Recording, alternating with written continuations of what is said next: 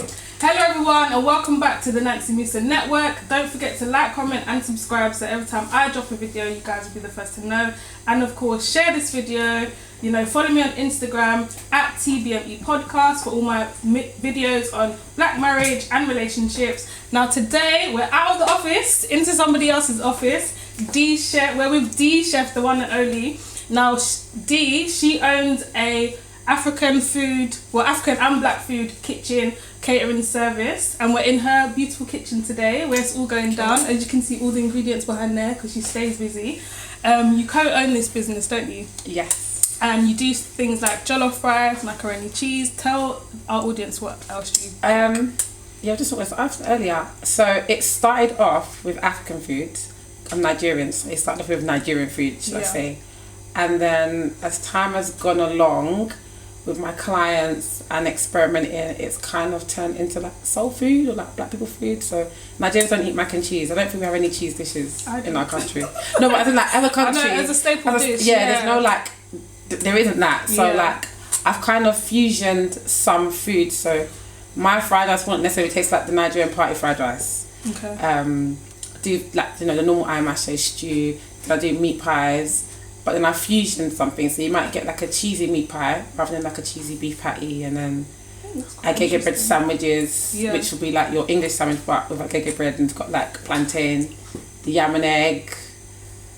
What else is the fusion? Designer noodles. So that's it. Yeah, a fun. The food looks fun. Yeah, basically it looks fun. And you do burgers and yes, I do like a soya burger, which is called the Bizzy soya burger, and the Bizzy chicken burger. Oh, nice. Which is all I make everything by hand, so I'm doing all the manual labour. Nothing is like pre-done. Wow, fresh. I don't make the burger bun. That's the only thing I'm not making. I'm not there yet, but everything else. And your food actually tastes nice. Like your jollof rice, your macaroni cheese. Because I had the vegetarian platter, which was good. The spring rolls, everything was on point. Yeah. So what you opened in March, didn't you? So I opened the kitchen. Yeah. So the actual kitchen was opened the 28th of February, but we launched on the 1st of March. Okay. But I've been doing Bizzy Mamaz as a business since 2017, June the 16th. Okay. Let's see how right I am. Yeah. Okay, so what have your challenges been so far? So from making food at home, I think this is one of the biggest ones was because it was always like, I'm going to open a kitchen, I'm going to open a restaurant. Like, I think most people that make food, that's like the next step. So I've always been like, I'm going to open a kitchen. I never thought I was going to open a kitchen. Okay. I wanted to open a restaurant. And I spoke to multiple people about, I want to open a restaurant, I want to get investors, I wanna. And then it was like, I didn't study what it is to be in the business side of it. I studied what it was to make food and temperatures and knives and different cuts of meat and all the boring stuff that people don't really care about. That's what I studied. So then when it came to opening the kitchen and then the kitchen's opened, it's almost like I don't know how I thought it was going to work. I just thought, when Uber Eats now, delivery, blah blah, just switch the machine on, people order me, get them the food. That is not how it works. Like it really doesn't work like that. There's a lot more to it, isn't there? There's way more. So what made you actually want to start the business? Because you were working full time before. Yes, I was working full time. When I started, I was working full time. So I had a full time job and I was doing this full time at the same time. It's only good because you really need the willpower. And as a mum as well, it was like, I'm doing it for the kids. We've got this. Eventually, obviously, I got really busy, so I had to pick between the job and the career. It's no brainer. Pick the career. But things like vendors, getting vendors, you like this person's onions, so you keep going to buy onions, and then one day you get them like, we don't have onion anymore. You're like, what do you mean you don't have onion anymore? Better go and grow that onion, because it needs to be from you. This is where I started from. Because you can only really get like your ingredients from one place, because that's what your customers are used to, isn't it? And one thing that me and my business partner were conscious of is we wanted to try as much as possible to buy all our ingredients from black owned.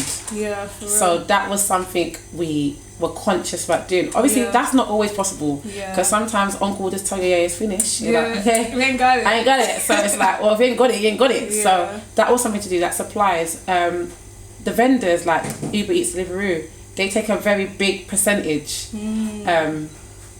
It's not.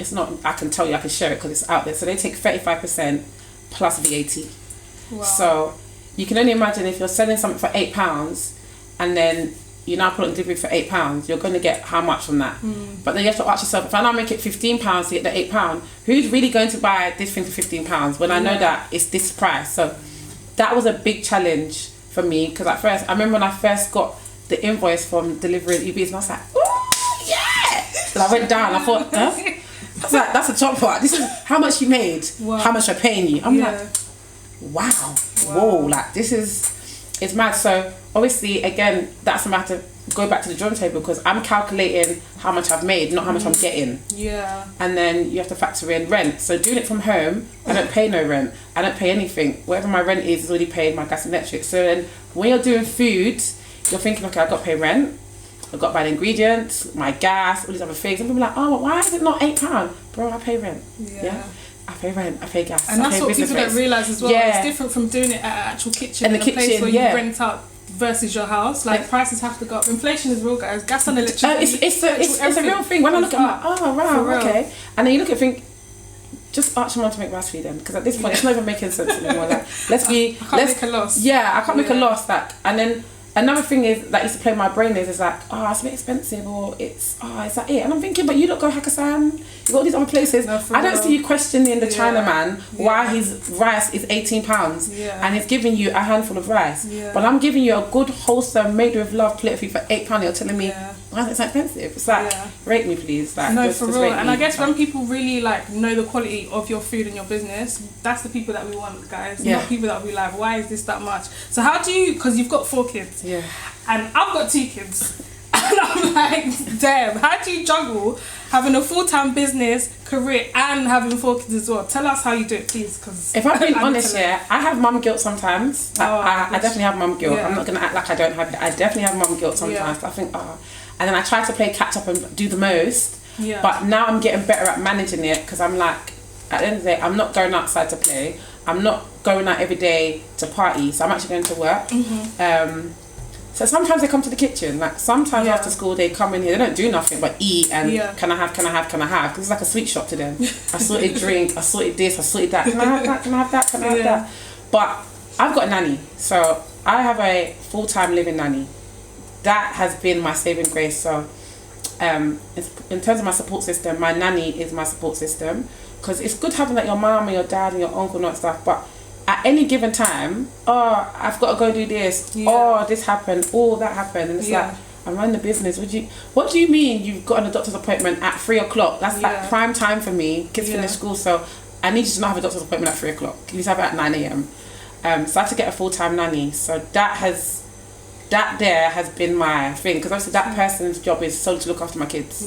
So you're not gonna have a doctor's appointment or your leg is hurting you. Obviously, anything can happen. You might fall sick or anything, but for the most part, that's my support system. And I've got like my nieces, my aunties, grandmas. Every now and then they step in where they need to be. But if I had a nanny, I'm not too sure. And obviously Buzz is around as well to help. But obviously he's my business partner. It's a tricky one sometimes. Because sometimes we've had to be like, okay, so this one's got football, so he's leaving the kitchen earlier. Or he's going to take this one. He's taking this one. And again, I think the balance, because at first, we was working 10 till 10, Monday to Saturday. Wow. That is when we first started, it was 10 a.m. to 10 p.m. Wow. Bearing in mind, we have got kids that need to go to school and come out from school. Like doctor's appointments, hairdresser's appointments, just normal things.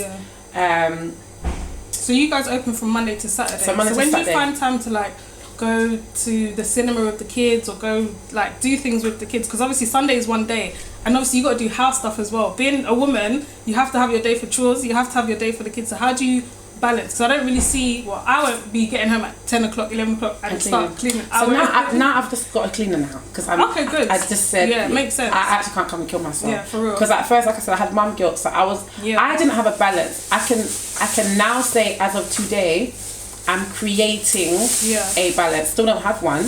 I'm creating a balance. But before, it was Sunday was the day off, and Sunday was when I would do my cleaning, and then try and incorporate an activity on the Sunday. Okay. But now I've had to adjust things to work. So now I'm opening at 12:30. I'm not opening at 10 o'clock in the morning anymore because I need some. Let me just breathe. So Monday to Saturday, we open from 12, 12:30. Monday to Wednesday, we'll close 8, 9 o'clock because it's the quieter days. Thursday, Friday, Saturday, we close at 10. That being said, there's times when I'm here till 2 o'clock in the morning, 1 o'clock in the morning making burgers because demand is so high. And where I'm self-employed, I'm not going to be like, no, I'm closed. I'm going home. If you don't work, you don't eat. You don't eat. So I'll be like, don't worry, I'll make it. But there is times now that I'm learning to say, I'm not with it, my body can't, I'm so sorry, I'm closing.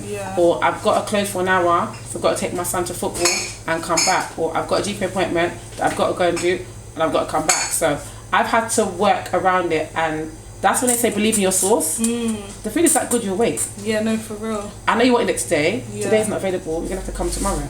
I've had to wait for foods that I've liked, so I think I've built myself, I'm trying to build around my brand, not my brand around me. So it's like, can't do it today. We're closing early this day for this day. And my friend got married one day. I didn't open the kitchen. My friends get married. I have to celebrate my friends. Like, I can't. Before it was like, guys, God bless you all. You ain't see me. See you when I'm a millionaire. I don't have time. Now I realise that's all wrong. That you because can't. at the end of the day, you have to kind of create that. So it's good you're actually finding work-life balance. I'm happy because every time you speak to you, it's busy. I'm like, gosh, Steve, don't come and kill yourself, please. No, I might literally, just end up burning out as well. No, there was a point when I burnt out and I was like, okay. And that's I bet it was after that time. That's when it was. that's when you realised I was like, bro, I need to slow down. And obviously because I had a full-time job. Obviously it was remote working, so it was working well. But I always knew that a time was gonna come where I had to choose between my job or my career. And it was funny because we were speaking about it, and then the next week it was, damn, that was quick. That time to choose is already here. And so it was like, you know what? Yeah, of course I'm going to. And it was good for me because I've never been an entrepreneur. Like people always talk about being an entrepreneur and all that stuff, and it's like, okay, I never imagined myself to be an entrepreneur, if that makes sense. I want to be a businesswoman, but I didn't necessarily want to be an entrepreneur. I didn't necessarily want that. So now that it's here, is it quite overwhelming and a bit like, oh my gosh, I'm in it now? It's very overwhelming. It plays in the mind because you think, bro, I've been always used to having a source of income from a job. So when I started Bizzy Mama, this was my side income. So it was like, I'm going to do 2 or 3 catering for the weekend, and that's my wig money, that's my nail money, that's the rubbish, you know, the money that you don't, like I want to get a £5 wig, but do I really want to use my money? Like so disposable income. So I was like, no problem, is it fish you want? Let me add more things, no problem, that's my wig done, that's my nails done, that's that done. So now that this is the main, so it's like, that £5 wig, are you really, are you sure you want it? So what are 3 things that you wish you knew before you started the business? Suppliers, how to sit down and actually gather your suppliers, what you want, what you need, how often you need to get it, and all that kind of stuff. Marketing. Marketing is so important. I mean, Joe used to tell me, yeah, you've got a marketing budget. I'm like, yeah. That year is not. And I'm thinking, budget? It's not Instagram. Make a post on Instagram and then do all that stuff. You tell your friends, what's that? It's like, nah, bro, there's a whole. I was like, okay. And I sat down, I was doing one thing, I said, wow, this is even the rent by itself already, this whole budget. But okay. But if I'd known that, I mean, I don't think I'll do anything different, if I'm being honest, because I think it's built resilience and all these kind of things, and I'm someone that overthinks. So if I knew all of that information overload, it would have just messed my brain up and I'll be frazzled. So you're happy you're kind of so I'm kind of happy that I'm learning as I'm going, and it hasn't been detrimental, because it could have went left where it's like, bro, that thing there messed your whole thing up. Coming back from it. But it hasn't been detrimental, and I think that just the balance. Again, like I said, I just thought, I work one job and do the other one, it's fine. Just send my email at this time, do this at this time. But then when you're getting an email and an order at the same time, and you're like, okay, alright, okay, and I've got half an hour. Once the order comes, I've got half an hour to make it. Okay. So it's like, to make the food before it goes out of the kitchen. So the delivery driver's coming within half an hour. So as soon as it goes do and I've accepted that order, I've got 30 minutes. Wow. So you can imagine I'm getting an order, someone wants jollof rice and then Indomie, then a sandwich, and then I'm like, whoa, okay. So sometimes I'm just like, I've got this. And also there's only 2 of us in the kitchen. So again, like I said, if someone's going to go and do football run and I get all the machines and people at the same time, just got to figure it out. So definitely the balance and patience. Okay. Learning still learning. So it's the marketing side, it's the supplier side, balance and patience. Which is good, because at the end of the day it helps you grow as well. So how do you actually stay motivated? Like every morning when you wake up, when your alarm bell goes off and you're like, I need to get up and go to the kitchen. Is it that kind of like, do you know what I enjoy? You don't want to get out of bed, I enjoy cooking. I enjoy making food. So I get excited. I think the only times when I felt like is when I've ran myself to the ground. And then, like, so for me, Sunday is my beginning of the week. Yeah. So how my Sunday goes determines the rest of my week. So if I'm overwhelmed on Sunday, I'm just like, well, it's going to be long. It's going to be long because I now have to play catch up throughout the week now on what I need to do, because I don't open on Sundays. So Sundays is normally my prep day. So I know what I need. After a busy day on Saturday, just write down what I need. So Sundays, go shopping, get everything done, come to the kitchen, put everything in place. So that on Monday, because Mondays are kind of quiet, they're not as busy. So I still got time to kind of still prep little things. So I think I don't get overwhelmed coming in. I'm excited to come. When I get in here, I'm like, and I look around, like, if you guys ever saw this kitchen from day one to now, there's been so much progress. This kitchen was like a naked body. Now it's like a tatted up body. It's got everything inside it, and there's still more things we can get. But every day I look at the kitchen, I see the progress. Every day I look at the bank account, I'm like, okay, I see the progress. Yeah, I see the progress. Like, when I look at that motivates you too. I'm just like, oh, you know, you think to yourself, oh, was it a good week? You're like, okay, a good week, boy. It didn't feel like it, but you know what I mean. And then when you see, I think what motivates me the most is my repeat customers, because you know, like, not that I don't appreciate my friends and families coming to get food, I do, but you guys have you've been eating my food, so to a certain degree, I used to take it personally, like, why have you guys not come to get food? Why have you not come to get food? What, do you not rate my food? And I realise you've been eating it for years, so it's not exciting. Like, I'm not excited to eat my mum's food. But so when I have new customers that don't know me from anywhere, they've come, they've tasted the food, because I always say, can I have an honest review? Just give me an honest review. I know that I can't satisfy everybody. I don't like Nando's, but everyone else loves it, and I just don't like it. Doesn't mean that Nando's food is bad, it just means it doesn't work for me. So when I honestly get that review, it's like, yo, that thing was banging, yo, this was nice, yo, and then they come back, and they come back, and they're coming back, and they come back. I'm like, okay, so I'm doing something right then. How does it make you feel? Like, I'm not gonna, my head explodes. Like, I try to contain it so that I don't look like I'm doing too much. But inside, this is the hard work you put in. Like, I'll be in the dance, like, for real. I'll be dancing too. I'll be dancing while I'm making the jollof rice and the pepper and everything. Sometimes I'm in here, and there's no one in here, and I'll be doing all kinds of things. If they never ever saw the things I'm doing inside the kitchen, I think they'll think, this guy's psycho. I'll be jumping, laughing, all that stuff. So I'm like, but it definitely makes me happy. Definitely makes me happy. Okay, so speak about stress and your management of the stress and how you manage everything, like, because it's a lot. God, first of all, because the stress is a lot. And again, like I said, because I have mum guilt and all the other things, I've now learned to just be like, you know what? It is what it is. Like, if I need to close the kitchen early today, I'm closing the kitchen early. That's it. I'm closing. I'm really sorry. I'm not doing it. Because I know one of my things is I make my food out of love. So if I'm not feeling it, I'm not making it. And I'm like, I'm not going to make it because I don't feel 100% in this. So you might eat it, but you're just not going to come back. So I'd rather you come back. I'd rather miss the £10 a day than miss £100 throughout the week. So now I'm learning, keyword is learning, to just be in control of my emotions and listen to my body. So my body's telling me, yo, it's getting too much. I'm learning to be like, okay, I should stop now? Or when I'm stressed, I'm learning to just not talk, because once I might get, I'm like, why are you? And I'm thinking, just because I'm stressed. That's you just ask me, where's the plantain? Why are you the plantain? It's just there. Like, but because I'm pissed off, I'm stressed, I'm overwhelmed, that question just sounds like, why can't you use your eyes and look? But if it was in a good mood, I'll be like, oh, it's there. It's over there. So, so how do you, so do you take time for yourself at all?